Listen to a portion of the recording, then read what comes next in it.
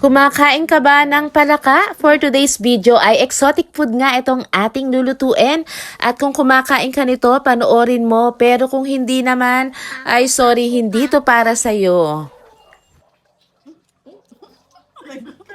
Ayan, at napakokak nga sa sarap itong aming little mukbanger na talaga namang mahilig din at sarap na sarap sa palaka. 1 kilong kokak nga ang aking lulutuin. Yung iba dyan nag-workout yata. Ang lalaki ng mga katawan. Malinis ko na rin itong nabili pero syempre huhugasan pa natin at kailangan po yung pinakaloob niyan, yung mga lamang loob, kailangan po talaga ay tanggalin nating maigi yung mga nandyan, pati yung mga dugo para walang lansa. Hiniwa ko na rin itong ating mga panggisa na gagamitin. At para nga sa ating first step sa pagluluto ay ipa-fry muna natin itong ating mga kokak. 3 minutes kada side ay okay na yon. Mabilis lang po kasing maluto ang palaka. Kaya kung hindi po natin gagawin to, magkakadurog-durog po to kapag niluto natin mamaya. Naalala ko nga nung bata pa ako, kapag umuulan kasi hindi ba naglalabasan yung mga palaka.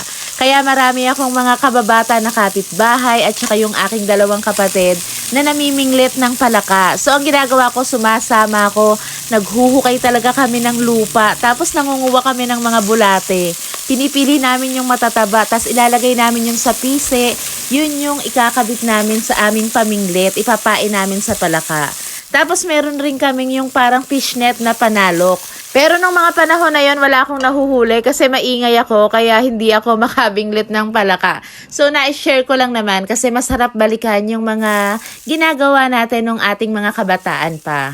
So after nga nating ma-fry yung ating mga kokak ay magigisa naman tayo. Mas maraming luya, mas masarap kasi pangpatanggalan sa po ito.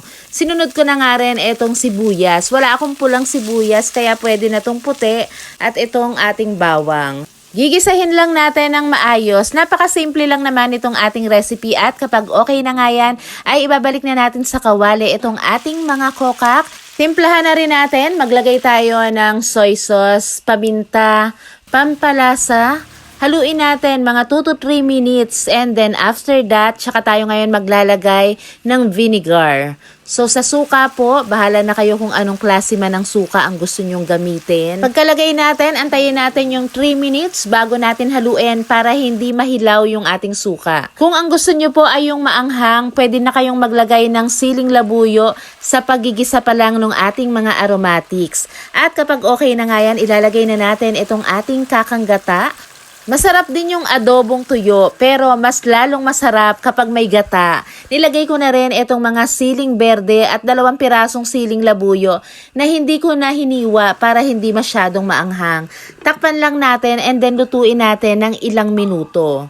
At kapag medyo nare-reduce na yung ating gata na nilagay, hayaan na nating nakabukas, hinaan lang natin yung apoy, pagmantikain natin ng konti. Pero ito po luto na. So dito po, depende na po sa inyo kung gusto nyo ba ay yung nagmamantika talaga or yung gusto nyo naman ay yung may konting sabaw-sabaw. Bukod nga sa adobo, tinola at prito, ano ba ang paborito mong luto ng palaka? Ang sagot, pakilagay sa comment section. Salamat sa panonood at pakishare na rin ang video.